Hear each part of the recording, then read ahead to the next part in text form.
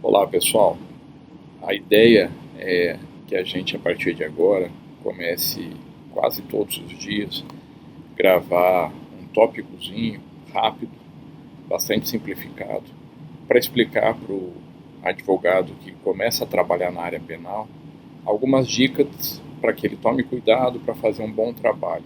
A gente vai ver que existem muitos institutos onde o advogado pode atuar antes de chegar a uma sentença. Nós temos várias opções de justiça consensualizada e que começa lá com a transação penal, passamos pela suspensão condicional do processo, agora com o acordo de não persecução penal, questões de audiência, cuidados na sentença, penas substitutivas, questões de progressão, cada item onde o advogado precisa tomar cuidado para fazer um bom trabalho e fazendo um bom trabalho ser reconhecido não só pelo cliente, mas pelos possíveis clientes futuros, tá certo? Então, nas quintas-feiras, a ideia é começar a fazer as lives voltada para o pacote anticrime, um trabalho um pouco maior, um pouco mais aprofundado. Claro que não é um curso do pacote anticrime, então também não dá para aprofundar porque o tempo é curto, para uma live, mas vamos pegar cada quinta um tópico. E durante a semana a gravação para analisar alguns tópicos como dica para o advogado. Mas eu não concordo com a advocacia penal. Mas quanto mais preparada, mais qualificada, mais técnica a advocacia penal, melhor o trabalho para todo mundo, mais justo o trabalho para todo mundo. E a gente vai ver que existem muitos institutos aqui que servem para aquela pessoa que errou esporadicamente, não é aquele criminoso habitual, não é aquele criminoso de alta periculosidade. São mecanismos onde a justiça tenta fazer com que a pessoa pare para pensar na sua conduta e evite de ficar encarcerado. A ideia é que o encarceramento seja a última ratio, a última medida. Claro que ela é necessária, em qualquer lugar do mundo, de acordo com a evolução do seu povo, com a quantidade de crime, a gente vai ter menos encarcerados. Mas no Brasil, infelizmente, o encarceramento é inevitável, tá ok? Aqui no slide, vocês podem observar. Então, aconteceu o possível fato, tá ok? Primeira opção, transação penal.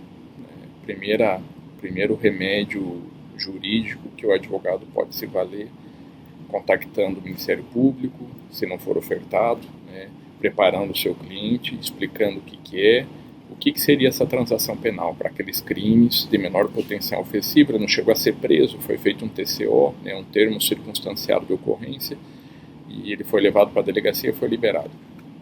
Mas ele vai ter um procedimento para responder. Como que funciona? Para crimes de menor potencial, ou seja, crimes puníveis com até 2 anos, tá certo? Depois a gente tem acordo de não persecução penal, onde a pena mínima é até 4 anos, não pode ter violência, vários requisitos, é outro remédio que evita um processo penal. Passado no primeiro item, passado no segundo item, a gente tem a denúncia, começou um processo penal. Ainda tem mais uma opção de acordo, a suspensão condicional do processo penal. Nessa suspensão condicional do processo, a pena mínima é até 1 ano. De novo, pode ser feito um acordo para que não se chegue à sentença, para que a pessoa sequer vá ser julgada. Não vai gerar consequências como reincidência, como nome sujo, etc.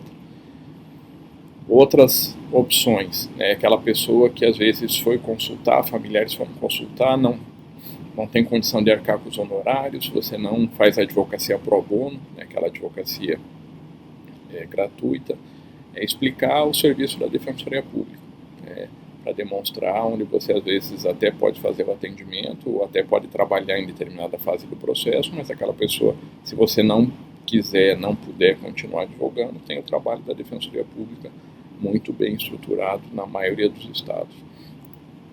A gente tem a sentença penal, que no caso da advocacia tem uma imensa vantagem no Brasil, porque a sentença penal no Brasil, infelizmente, a não ser naqueles casos que o réu ficou preso, não vale.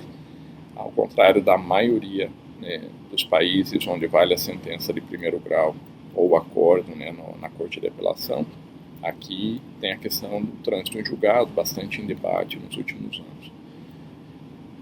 é outra forma de explicar para o seu cliente que não precisa se desesperar, tem todo o trâmite processual. O acórdão, né? O que pode ser debatido, quais são os objetivos do recurso, como que eu chego no recurso, como que eu debato o recurso, principais vícios de uma sentença, né? Principais vícios da defesa na hora de fazer um recurso, a tribunais superiores, o recurso especial e extraordinário, no fundo, ele teria que ser pensado desde o primeiro grau, né? Tem aquela questão do pré-questionamento, que normalmente não é pensado ao longo do processo, quando chega lá no final, o processo teve o julgamento de apelação. A defesa, às vezes, ou o Ministério Público, quer provocar as cortes superiores, STJ e STF. Se não houve um pré-questionamento de matéria constitucional, de matéria legal, né, não tem como ir para Brasília, vai transitar em julgado, certo? Passamos à fase da sentença, ou ainda na fase da sentença, mas uma opção para não ter uma pena corporal no sentido de privação de liberdade. Nós temos as penas substitutivas. Né? Quais os parâmetros? O que eu posso pedir? Tem como eu rever essas penas substitutivas? Onde que eu atuo? Eu atuo no juízo da condenação? Como que é a questão do juízo da execução penal? Quais as opções de penas alternativas? E num último espectro, a questão da progressão de regime.